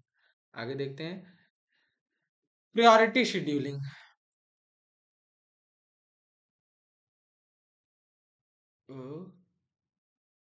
Priority scheduling क्या बोलती है, a number is associated with each process. Priority क्या है? हमने यहाँ पर हर प्रोसेस को एक प्रायोरिटी दे रखी है। हमने यहाँ पर हर प्रोसेस को एक प्रायोरिटी दे रखी है कि कौन सा प्रोसेस कितनी देर में, सॉरी, प्रायोरिटी शेड्यूलिंग में क्या है कि, हाँ, तो देखिए, प्रायोरिटी शेड्यूलिंग में क्या है कि हम लोग ने हर प्रोसेस को एक प्रायोरिटी असाइन कर रखी कि भाई तुम ज्यादा जरूरी हो, चलो तुम पहले रन हो जाओ, तुम ज्यादा जरूरी हो, चलो तुम पहले रन हो जाओ। This is called the priority. Priority basis पर हम लोग क्या कर रहे थे? सीपीयू शेड्यूलिंग करेंगे। देखिए, पहले भी प्रायोरिटी बेस पर ही कर रहे थे, लेकिन वो कहीं बैकग्राउंड में प्रायोरिटीज चल रही थी। देखिए, जैसे एफसीएफएस में हम लोग क्या कर रहे थे, जो बंदा पहले आया हम लोग उसको सर्व कर रहे थे, तो हम लोग प्रायोरिटी उसको दे रहे थे। प्रायोरिटी थी, लेकिन किस बेस पर दे रहे थे? जो पहले आएगा वो प्रायोरिटी ज्यादा पा जाएगा। एसजेएफ में क्या कर रहे थे? वहां भी प्रायोरिटी दे रहे थे, जो सबसे छोटा उसकी प्रायोरिटी सबसे हाई। लेकिन यहाँ पर अब हम लोग एक पर्टिकुलर नंबर असाइन कर देंगे, पर्टिकुलर प्रायोरिटी असाइन कर देंगे कि हाँ, ये कभी भी आए, कितने भी छोटे या कितने भी बड़े हों, इनकी प्रायोरिटी ज्यादा, ये सबसे पहले रन कराए जाएंगे। सिंपल बात है। A priority number is associated with each process the CPU is allocated to the process with the highest priority. मतलब CPU is allocated to the process with the highest priority. जिस process का priority जितना ज्यादा होगा उसी को पहले CPU दिया जाएगा। SJF algorithm is simply a priority algorithm. बात बोल दिया हमने पहले। द लार्ज द सीपीयू बस time the lower the priority, and vice versa. जितना ज्यादा से ज्यादा, और एसजेएफ के बारे में बोला जा रहा है कि जितना ज्यादा सीपीयू बस टाइम होगा उतना उसकी प्रायोरिटी कम होती थी। प्रायोरिटी शेड्यूलिंग, एसजेएफ भी एक प्रायोरिटी शेड्यूलिंग ही है। लेकिन यहाँ पर देखिए, priority are generally indicated by some fixed range of number such as 0 to 7 और 0 to 4095। इनके बीच में रेंज में प्रायोरिटी दी जाती है। However there is no general agreement on whether, मतलब कोई, हाँ, बात यहाँ ये बोली जा रही है कि ये जरूरी नहीं है कि जिसकी प्रायोरिटी, जिसको जीरो मिला है उसकी प्रायोरिटी कम है। ये क्वेश्चन में आपके पास मेंशन होगा कि जीरो प्रायोरिटी वाले को कम मान रहे हैं कि जीरो प्रायोरिटी वाले को ज्यादा मान रहे हैं। ये नहीं दिया गया है कि जीरो प्रायोरिटी जिसकी है वो कम प्रायोरिटी रखता है या वो ज्यादा प्रायोरिटी रखता है। कभी कभी जीरो को ज्यादा प्रायोरिटी बोल सकते हैं, कभी कभी जीरो को कम प्रायोरिटी बोल सकते हैं। सम system use low number to represent low priority. Priority can be defined either internally or externally. आगे बात करते हैं internally and externally. Then priority scheduling. Priority scheduling can be either primitive or non-primitive. In primitive क्या है? Priority scheduling में in primitive क्या है? When a process arrive at the ready queue, its priority is compared with the priority of the current running process. इस ये primitive है क्या? जब हमने जैसे ही कोई प्रोसेस एंटर हुआ, देन उसको कंपेयर किया, जैसे कोई प्रोसेस एंटर किया उसको कंपेयर किया हमने रनिंग प्रोसेस से। अगर आने वाले प्रोसेस की प्रायोरिटी ज्यादा है, देन हम रनिंग वाले को हटा के पहले उसको रन कराएंगे। This is primitive. When a process arrive at the ready Q, its priority is compared with the priority of the currently running process. A primitive priority scheduling algorithm will permit the CPU if the priority of the newly arrived process is higher than the priority of the currently running process. जो बात बोली वही लिखी हुई है। आगे देखते हैं नॉन प्रिमिटिव में क्या है। प्रायोरिटी मतलब सिंपली पुट कर दिया हमने। और नॉन प्रिमिटिव में क्या है, जैसे ही हमारा मान लीजिए कोई प्रोसेस आता है और उसकी प्रायोरिटी हाई है तो उसको हम मतलब आगे रख दिया। जो रन हो रहा है वो तो रन होगा, लेकिन अब अगली बार जो रन होगा वो रेडी क्यू वाले सब में से सबसे ज्यादा उसकी प्रायोरिटी होगी। Priority scheduling algorithm will simply to put the new process at the head of the ready queue. बात समझ में आई कि मतलब कोई हमारे पास प्रोसेस P4 आया जिसकी प्रायोरिटी ये रेडी क्यू में बैठे लोगों से, ये कुछ लोग रेडी क्यू में बैठे हुए हैं, P1, P2, P3 and P4 and P5 and P6। ये अपने प्रायोरिटी के, ये जिस तरह से यहाँ पर बैठे हुए हैं इनका प्रायोरिटी का ऑर्डर ही यही है। और यहाँ पर कोई P7 रन हो रहा है इस समय, तो जब ये P4 का आएगा यहाँ पर, इसको 8 लिख देते हैं। जब यहाँ पर P4 आएगा, देन P4 को यहाँ पर नहीं, सीधे रनिंग वाले को हटाया नहीं जाएगा यहाँ से, बट बल्कि P4 को P4 को उसकी जगह के हिसाब से रख दिया जाएगा। अगर इसकी प्रायोरिटी बहुत ज्यादा है, सबसे ज्यादा है, तो P4 को यहाँ रख दिया जाएगा। अगर इसकी प्रायोरिटी P5 से ज्यादा और P8 से कम है, देन उसको यहाँ रख दिया जाएगा। This is non primitive approach of priority scheduling. तो यहाँ पर भी स्टारवेशन आएगा। स्टारवेशन हम लोग ने एसजेएफ में पढ़ा था। इस स्टारवेशन क्या होता है कि भाई छोटी छोटी जॉब, छोटी छोटी जॉब, छोटी छोटी जॉब आती जा रही है, बड़ी जॉब बैठी हुई है, बहुत देर से वेट कर रही है। This is called starvation effect. यहाँ पर भी यही होगा। ज्यादा प्रायोरिटी वाले लोग आते जा रहे हैं, आते जा रहे हैं, आते जा रहे हैं, और क्या होता जा रहा है, कम प्रायोरिटी वाला आदमी बैठा है, बैठा है, बैठा है। वेटिंग टाइम कम प्रायोरिटी वाले का बहुत ज्यादा हो जाएगा। तो बोल सकते हैं ब्लॉकिंग स्टेट आ गई, ब्लॉक हो गया है एक प्रोसेस। तो यहाँ पर जो सॉल्यूशन है इस स्टारवेशन का, वो है ageing. What is the ageing, concept of ageing? Ageing ये होती है कि कोई कोई प्रोसेस है, एजिंग जैसे कि नाम से ही पता चल रहा है कि कोई प्रोसेस है बहुत देर से waiting waiting waiting waiting wait कर रहा है। देन जितना उसका टाइम बढ़ता जाएगा, वेटिंग टाइम, उतनी उसकी प्रायोरिटी बढ़ती जाएगी। As time progress increases, the priority of the process increases. मतलब जैसे कि कुछ लोग हैं, मतलब जैसे हम लोग किन्हीं लोगों को प्रायोरिटी देते हैं, उनके पास ज्ञान ज्यादा होता है, किन्हीं को प्रायोरिटी देते हैं, उनके पास पैसे ज्यादा होते हैं, लेकिन किन्हीं लोगों को हम प्रायोरिटी देते हैं सिर्फ क्यों, क्योंकि उनकी एज ज्यादा है। ऐसे सेम वहां पर है एजिंग। क्या है कि कोई प्रोसेस बहुत देर से वेट कर रहा है, इसलिए भी उसकी प्रायोरिटी बढ़ जाती है। This is the solution of that starvation problem. Another option to combine round robin and priority scheduling in such a way that system execute the higher priority process and run the process with the same priority using round robin scheduling। ये बहुत अच्छी बात है, बहुत अच्छी बात लिखी हुई है यहाँ पर। अब अगर आप इसको समझें तो ये है कि प्रायोरिटी शेड्यूलिंग में हम लोग क्या कर सकते हैं, प्रायोरिटी शेड्यूलिंग को राउंड रॉबिन के साथ कनेक्ट कर सकते हैं। अभी हम लोग आगे पढ़ेंगे उसको। The same priority process will execute in the round robin order until they complete.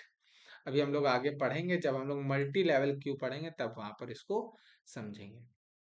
हम लोग क्या करेंगे, जैसे मान लीजिए कि हमारे पास 4 प्रोसेस हैं, यहाँ पर 4 प्रोसेस है जिनका सबकी प्रायोरिटी कितनी है, 1 हमने दे रखी है। 5 प्रोसेस है यहाँ पर, 4 प्रोसेस ये, 5 प्रोसेस ये, इनकी सबकी प्रायोरिटी कितनी दे रखी है, 2 दे रखी है। ठीक है, तो अब हम लोग पहले इन प्रोसेस के सेट्स में से एक प्रोसेस सेट चुनेंगे जिसकी प्रायोरिटी सबसे ज्यादा हाई होगी।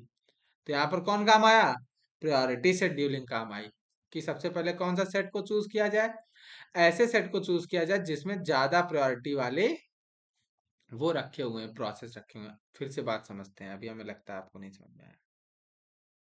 हम्म, हम्म, हम्म, हम्म, देखिए, तो सब हम प्रायोरिटी शेड्यूलिंग को राउंड रॉबिन शेड्यूलिंग के साथ मर्ज किस तरह कर सकते हैं। हम लोग के पास 5 प्रोसेस हैं जिनकी प्रायोरिटी है 1। हम लोग के पास 6 प्रोसेस हैं जिनकी प्रायोरिटी है 2। और हम लोग के पास 3 प्रोसेस है जिनकी प्रायोरिटी है 3। ये प्रोसेस है 1 2 3 4 5, 1 2 3 4 5। 1 2 3 4 5 6, हाँ, 1 2 3। तो हम लोग क्या करेंगे, सबसे पहले इन तीनों में से प्रायोरिटी शेड्यूलिंग की मदद से चूज कर लेंगे कि कौन सा सेट ऑफ प्रोसेस हमको पहले रन कराना है। देन हमारे पास जिसकी प्रायोरिटी सबसे हाई, उसको हमने चूज कर लिया। इन 5 प्रोसेसेस में हम लोग राउंड रॉबिन लगाएंगे, 1 2 3 4, 1 2 3 4 5। इन 5 प्रोसेस में हम लोग क्या यूज करेंगे, राउंड रॉबिन, जब तक ये सारे के सारे कंप्लीट ना हो जाएं। This is the combination of round robin and priority scheduling.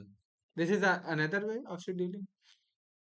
तो देखो भाई, प्रायोरिटी शेड्यूलिंग का एक एग्जांपल देते हैं, देखते हैं कि एक प्रोसेस 1 है जिसका बर्स्ट टाइम 10 है, देन प्रायोरिटी उसकी 3 है। तो यहाँ पर हमारे पास सबसे ज्यादा प्रायोरिटी किसकी है? 5 P4 की। और P4 की प्रायोरिटी क्या है? सबसे ज्यादा है। सब प्रायोरिटी यहाँ से ली जा रही है शायद। हाँ। अब देखिए यहीं पर जो सबसे छोटा है उसकी प्रायोरिटी सबसे ज्यादा ली जा रही है। तो सबसे पहले प्रायोरिटी किसकी? P2 की। देन सबसे पहले P2 रन। उसके बाद प्रायोरिटी किसकी रन है? प्रायोरिटी किसकी सबसे ज्यादा है, मतलब ज्यादा ही बोले, मतलब यहाँ पर क्या आ गया? छोटे नंबर को हायर प्रायोरिटी दी गई है और बड़े नंबर को लोअर प्रायोरिटी दी गई है। तो हमारे पास सबसे ज्यादा प्रायोरिटी थी P2 की, देन P2, उसके बाद P5, देन P5, देन उसके बाद P1, उसके बाद कौन? P5, कौन है? P3, 4 प्रायोरिटी के साथ, फिर उसके बाद P4, जिसकी प्रायोरिटी सबसे जिसकी प्रायोरिटी सबसे कम थी। इस तरह से एवरेज वेटिंग टाइम यहाँ पर 8.2 आया। एवरेज वेटिंग पॉइंट हम लोग को निकालना आता है कि हर प्रोसेस का waiting time upon total number of process. जब हम लोग क्वेश्चंस करेंगे अगली वीडियो में शायद क्वेश्चन करेंगे, क्योंकि अगर इस वीडियो में करेंगे तो ये वीडियो बहुत लंबी हो जाएगी। अगली वीडियो में जब हम लोग क्वेश्चन करेंगे तो आपको ज़्यादा अच्छे से समझ में आएगा what is the average waiting time और कैसे कैलकुलेट करते हैं एवरेज वेटिंग टाइम। तो देखते हैं।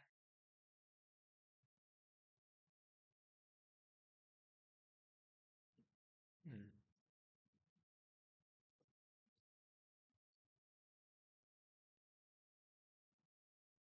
हम्म। Priority scheduling with round robin. Round robin के साथ मर्ज करके किस तरह प्रायोरिटी को चलाया गया? तो देखिए P4 की प्रायोरिटी यहाँ पर सबसे हाई है, तो सबसे पहले P4 को हमने लिया।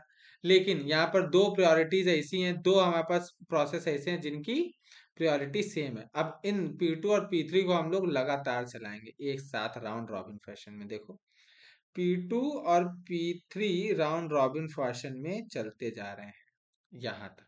जब P2 समाप्त हो गया, P2 का बस टाइम क्योंकि कम था, और P2 जब समाप्त हो गया तो कौन आया? फिर P3 आराम से रन हो गया। और फिर ये P1 और P5 जिनकी प्रायोरिटी सेम है, फिर इनको राउंड रॉबिन फैशन में चलाया गया। तो टाइम क्वांटम यहाँ पर दो दिया गया। This is the idea of priority scheduling with round robin. अब मल्टी लेवल क्यू यहाँ पर बात की जा रही है। What is the multi level Q? Multi level Q वही चीज है, priority scheduling with round robin. पूरी बात वही है। अब यहाँ पर भी समझ लेते हैं कि इसको कैसे यूज कर रहे हैं, और कुछ नहीं। तो देखिए, with both priority and round robin scheduling, all the process may be placed in the single queue. Hmm? The scheduler then select the process with the highest priority to run. Depend on how the queues are managed, and O and search may be necessary to determine the highest priority process. In practical, it is often easier to have separate queues for each distinct priority. बात वही बोली कि हम लोग क्या करेंगे, अलग अलग प्रायोरिटी की अलग अलग क्यूज बना लेंगे और उन क्यूज में सारे प्रोसेस को रख देंगे। इस क्यू की प्रायोरिटी 1 है, इस क्यू की प्रायोरिटी 2 है, इस क्यू की प्रायोरिटी 3 है। देन हम लोग पहले प्रायोरिटी बेस पर एक क्यू को सिलेक्ट करेंगे।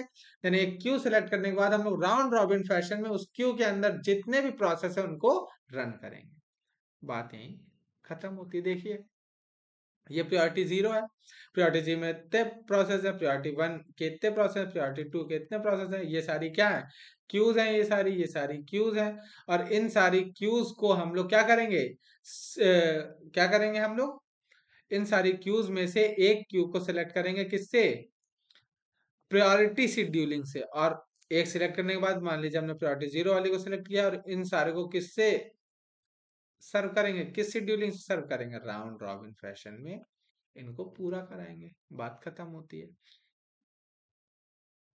Then priority is based upon the process time. यहाँ पर बात करते हैं कि प्रोसेस किस बात पर, प्रायोरिटीज किस बात पर निर्भर करती है। तो हाईएस्ट प्रायोरिटी किसकी होगी? रियल टाइम प्रोसेसर की, फिर सिस्टम प्रोसेसर्स की, फिर इंटरैक्टिव प्रोसेसर्स की, फिर बैच प्रोसेसर्स की। कि हायर प्रायोरिटी क्या, रियल टाइम हम लोग ने पढ़ा, रियल टाइम ऑपरेटिंग सिस्टम क्या होता है, और सिस्टम प्रोसेसेस क्या होते हैं, देन इंटरैक्टिव प्रोसेस क्या होते हैं, बैच प्रोसेस क्या है। तो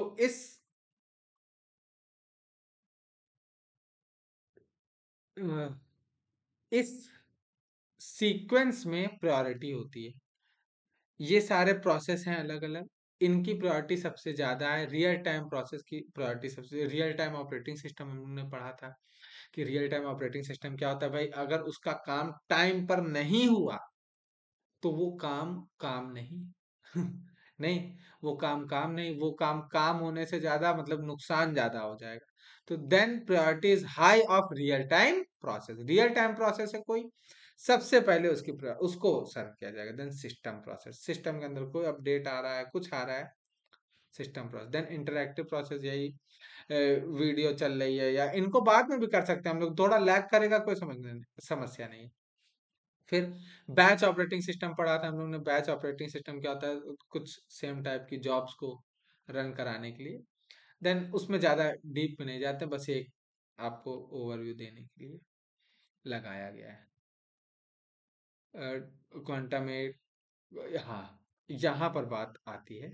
नॉर्मली बंदा मल्टी क्यू, जैसे इन एडिशन ईच क्यू में have it own scheduling algorithm. ऐसा भी हो सकता है कि हम लोग ने क्यू बना दी, शेड्यूलिंग के क्यू बना दी हम लोग ने, किसके हिसाब से? प्रायोरिटी के हिसाब से। लेकिन ईच क्यू में have its own scheduling algorithm. कोई क्यू राउंड रॉबिन से हो रही है, कोई एफसीएफएस से हो रही है। ये एक, बोल सकते हैं ये एक हाइब्रिड तरीका है शेड्यूलिंग का। जितने हम लोग शेड्यूलिंग पढ़ के आए, एफसीएफएस पढ़ के आए, एसजेएफ पढ़ के आए, राउंड रॉबिन पढ़ के आए, प्रायोरिटी पढ़ के आए, वो सारा मिला दिया जाए, सारा यूज कर लिया जाए, देन मल्टी लेवल क्यू बनेगी हमारे पास। दिस इज, ये टाइप की हमारे पास सीपीयू शेड्यूलिंग बनेगी। तो हम लोग ने क्या, सबसे ज्यादा इंपॉर्टेंट यही है, इसको ध्यान से समझिएगा। तो हमने पहले क्यू बनाई थी, उन क्यू में क्या रखे हुए हैं? सेम क्यू में सेम प्रायोरिटी के प्रोसेस रखे हुए हैं, ठीक। अब उन प्रोसेस के फीचर्स के ऊपर डिपेंड कर रहा है कि उनमें कौन सी एल्गोरिदम सबसे ज्यादा इफेक्टिव होगी। एफसीएफएस इफेक्टिव होगी, राउंड रॉबिन इफेक्टिव होगी, कौन सी इफेक्टिव होगी। तो यहाँ पर कोई हार्ड रूल नहीं है कि मतलब कि हम लोग सिर्फ और सिर्फ एफसीएफएस से ही सबको रन कराएंगे, या सिर्फ और सिर्फ राउंड रॉबिन ही हर क्यू में लगाएंगे ना। एक क्यू राउंड रॉबिन से हो रही है, दूसरी क्यू हो सकता है राउंड रॉबिन से ना होकर किससे हो रही हो, दूसरी क्यू राउंड रॉबिन से ना होकर क्या हो रही हो, एफसीएफएस से हो रही हो। या ऐसा भी बोल सकते हैं, बहुत सारी क्यूज हैं हमारे पास और सारी राउंड रॉबिन से हो रही हैं, लेकिन इसमें राउंड रॉबिन का टाइम क्वांटम 2 है, इसमें 3 है, इसमें 4 है, एंड इसमें 5 है। For example, the foreground queue might be scheduled by the round robin algorithm, while the background queue is scheduled by the FCFS algorithm. कोई समस्या नहीं। In addition, there must be scheduling among the queues. इस तरह से भी हो सकता है। सिर्फ another possibility क्या है कि हमारे पास सीपीयू टाइम अलग अलग दे रखा है। ये सारी बातें थ्योरी पढ़ सकते हैं। हाँ, वही बात बोली जा रही है कि हम लोग हायर प्रायोरिटी से लोअर प्रायोरिटी वाले क्यू में जाते जाएंगे। Multi level feedback queue, normally when we multi level queue scheduling algorithm is used, process are permanently assigned to a queue when they are enter the system। हाँ, हम लोग process को एक Q में डाल देते हैं, जिस क्यू से वो बिलोंग कर रहा है, जिस प्रायोरिटी से वो बिलोंग कर रहा है उस क्यू में डाल देते हैं। For example, process do not move from one queue to another. हाँ, जिस प्रायोरिटी का है वो उसी में तो रहेगा। ये सारी बात बहुत मतलब नॉर्मल सी हैं, इनको आप पढ़ें। देखिए जैसे यहाँ पर मतलब वही बात बोली गई कि क्वांटम नंबर 8 है, देन इसमें क्वांटम 16 है, देन थर्ड वन एफसीएफएस से रन कराई जा रही है। तो देखिए यहाँ पर 3 क्यूज है। अच्छा, 3 क्यूज का मतलब क्या, इस क्यू में जो होंगे बंदे, जितने भी यहाँ पर प्रोसेस होंगे, वो सब सेम प्रायोरिटी के होंगे। बात ये, और ये सबसे हायर प्रायोरिटी के, क्योंकि ये सबसे पहले रन हो रही होगी। फिर इसमें जो टाइम क्वांटम है 16 है। टाइम क्वांटम वाला क्यों किया? क्यों? कि भाई प्रोसेस, जिस तरह के प्रोसेस हैं उसमें उस तरह की मतलब जो सबसे ज्यादा एफिशिएंट उस तरह से यूज कर रहे हैं टाइम क्वांटम। देन यहाँ पर हमारे पास कोई समस्या नहीं है कि मतलब सारे रन होने चाहिए, एक साथ में रन होने चाहिए, नहीं। यहाँ पर कुछ ऐसे प्रोसेस होंगे जिनको बस अब वो आते जा रहे हैं और उनको रन कराते जाओ, नॉर्मल प्रोसेस, बैकग्राउंड प्रोसेस जो चल रहे हैं, नॉर्मल रन कराना है उनको। देन इनको एफसीएफएस से रन करा दिया गया। Scheduling a new process enter Q which is served by RR. When it gains CPU, the process receives 8 milliseconds. If does not finish 8 milliseconds, the process moves to Q1। वही बात बोली जा रही है ना? At Q1 job is gain again served in RR, received 16 additional milliseconds, time 16 इसको मिला, then ये FCFS। आगे।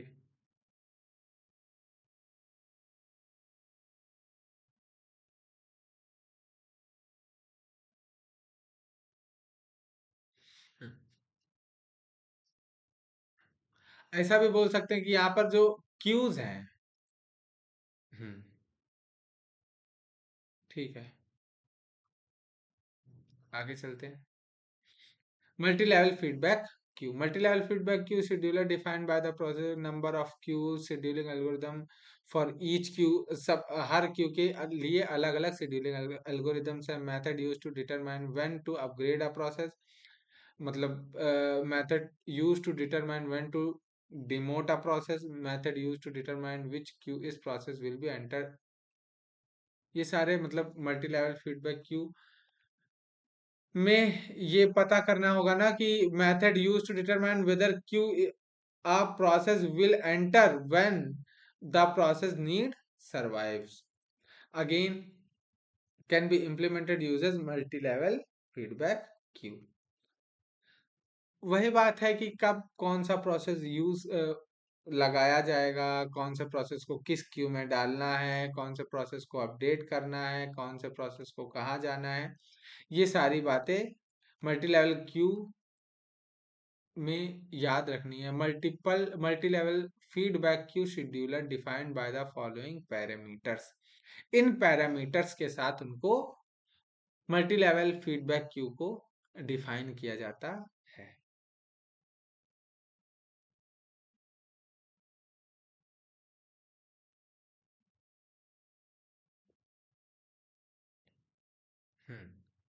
ओके, तो ये हमारी रही कुछ सीपीयू शेड्यूलिंग टेक्निक्स, और आगे हम लोग इस पर कुछ क्वेश्चन करेंगे। ये अगली वाली वीडियो में हम लोग सिर्फ क्वेश्चंस करेंगे जो गेट एग्जाम में आए हुए हैं, नेट एग्जाम में आए हुए हैं, वो सारे क्वेश्चन करेंगे इन टेक्निक्स पर। और बहुत ज्यादा मतलब जितना हमने थ्योरी बताया है, जितना इसमें बताया गया है, उतने उतने से ज्यादा बहुत ज्यादा पढ़ने की जरूरत नहीं है थ्योरी, कि इस पार्ट से आपके न्यूमेरिकल्स आएंगे। हमने इस तरह से पढ़ा है कि न्यूमेरिकल्स को हम लोग आसानी से सॉल्व कर पाए और हर एक सीपीयू शेड्यूलिंग टेक्निक को समझ पाए। और मिलते हैं अगली वीडियो में।